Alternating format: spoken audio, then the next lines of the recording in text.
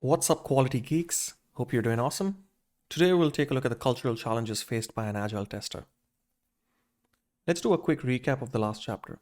We covered principles for Agile testers and the values we think an Agile tester needs to possess in order to contribute effectively to an Agile team. We discussed what makes an Agile tester, the Agile testing mindset, the 10 Agile principles and values that apply to tester, and how they could add value using those principles. We have now covered the introductory phase of the Agile testing series.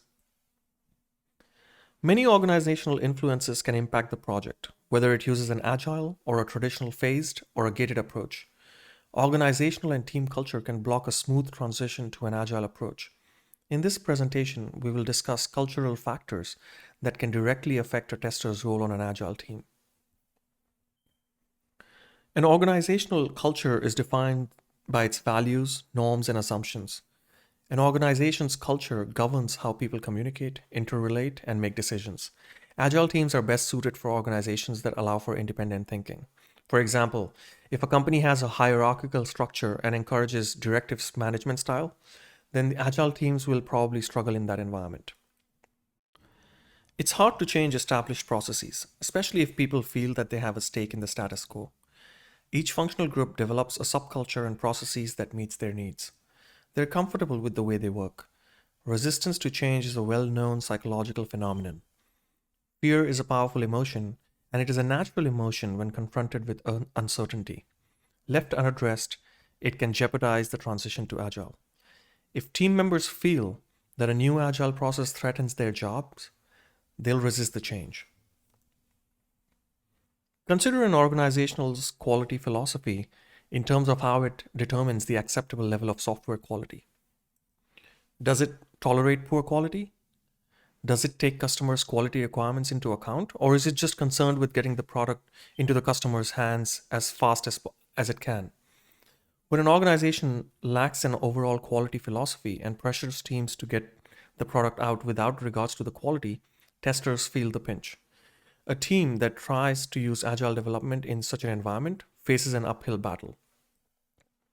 Some organizations have strong independent teams that wield a lot of power. These teams and their managers might perceive that agile development will take that power away. They might fear that agile runs contrary to their quality philosophy. We should evaluate our organization's quality philosophy and the philosophy of the team that enforces it.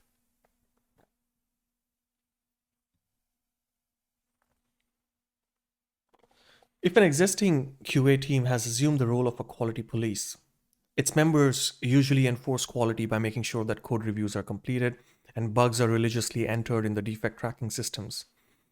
They keep metrics about the number of bugs found, and then they're charged with making final decisions as to whether to release the product. There are even cases where testers who brag about blocking a release after finding a serious bug in the system. The feeling of power that comes with this might even incentivize this kind of behavior. This kind of attitude won't fly on a collaborative agile team. It fosters antagonistic behavior. Another risk of the quality police role is that the team doesn't buy in the concept of building quality in. Instead, the programmers start using testers as a safety net. The team starts communicating through the bug tracking system, which isn't a very effective means of communication, especially not if you're trying to build trust. Hence the team never gels together. To adopt the whole team approach for a QA team or testers is to have a mindset shifting from owning quality to having a participatory role in defining and maintaining quality. Traditional teams are accustomed to fast and furious testing at the end of a project, which translates into working weekends and evenings. During this end of the project testing phase, some organizations regularly ask their teams to put in 50 to 60 hours each week to try to meet a deadline. Organizations often look at overtime as a measure of an individual's commitment. This conflicts with agile values that revolve around enabling people to do their best work all the time. Agile teams work at a consistent pace that sustains a constant velocity week in and week out to help accomplish the most work over a long haul while delivering good value. Teams might need to work short bursts of unsustainable pace now and then, but that should be an exception, not the norm.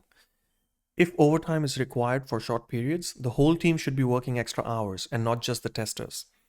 We will look at some practices and techniques through this series on how to plan testing along with development so that testing can keep up with coding. The larger an organization, the more hierarchical the structure tends to be. As top down communication channels are developed, the reporting structure becomes more directive and less compatible with collaboration between business and technology. With large software development shops, agile development is often first implemented in one team or just a few teams. If your agile team has to coordinate with other teams using phased or gated development, you have an extra set of challenges. In part 5 of this series, we'll go into more detail about working with other teams and third parties. Meanwhile, here are a few ideas to get you started. You might have to spend time during the release planning or before the start of each iteration to work with the other teams to iron out the differences in advance. For example, if they expect a formal test plan that your agile process doesn't include, then try and negotiate a balance well in advance.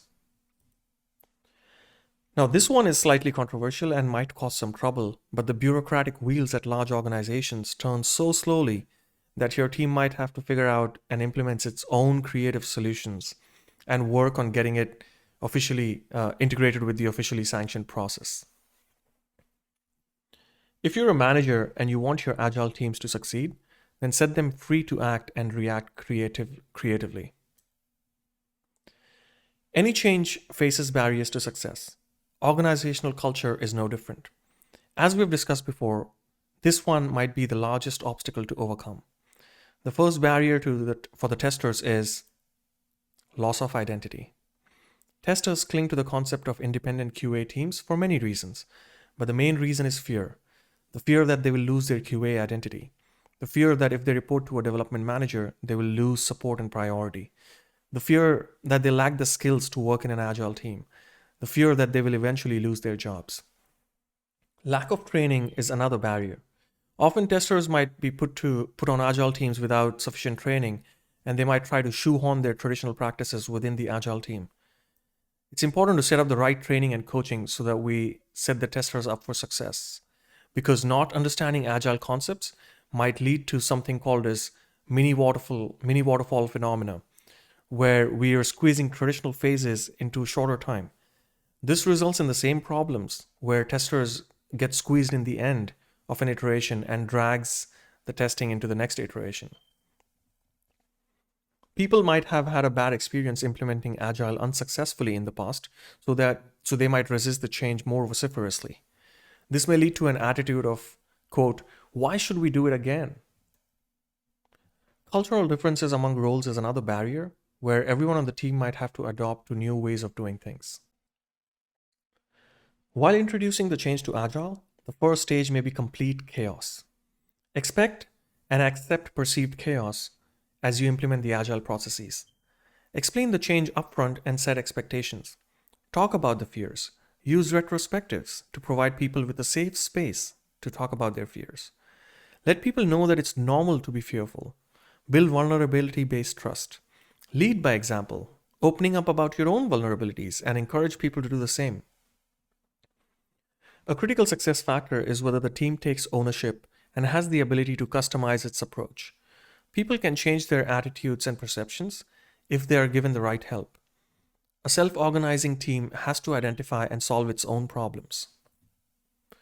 Implementing change takes time and can be frustrating, so be sure to celebrate all successes your team achieves. Acknowledge your team's work and get the team together for a game or a lunch, and when you've just delivered an iteration's worth of work. Patience and a sense of fun are big advantages.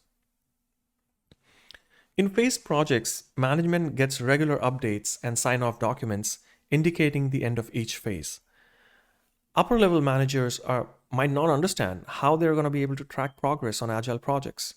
They might fear a loss of control or a lack of progress.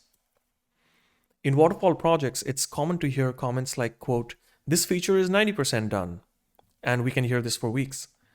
Those types of metrics are meaningless in agile projects, especially since all the complexity of the feature may lie within that 10%, and it may end up taking the 90% of the time allotted to that feature. In Agile, there are no sign offs to mark the end of a phase, and the quote, doneness of a project isn't measured by gates. In traditional waterfall projects, it's not uncommon to see reports all showing that everything was going according to the plan until the very end, and everything was in a panic state and nothing works at the end. In Agile projects, if there were problems, there were problems every day that need to be addressed. Agile projects were more needed more work on a consistent basis, but at least we got realistic reports about where we are. In Scrum, burn down charts track story completion and can give managers a sense of progress, but not as hard dates that we use for billing customers. Test matrices can be used to track functionality test coverage, but not provide sign off documents. It's no longer the manager who decides what's good enough. It's the team, which includes the customer, that defines the level of quality that's necessary to deliver a successful application. What do business managers understand the best? It's the bottom line, it's the return on investment. To get the support you need from management, frame your needs in a context that they can understand. Your team's velocity translates into new features to make the business more profitable. So, for example, if you need time and funds to learn and implement an automated test tool, explain to the management that over time, the tests built using this tool, the regression tests, the automated regression test that is, will let your team go faster and deliver more functionality in each iteration. And over time, you'll be making more profit in the long run. Agile development might seem fast paced, but change can seem glacial. Be patient and work on improving your own skills so that you can help your team. That pretty much summarizes what you need to know in this chapter. In the next chapter, we'll take a look at some team logistics. We'll talk about some of the issues involving team structure and physical logistics. With that said, thank you for your time. Don't forget to subscribe and geek out.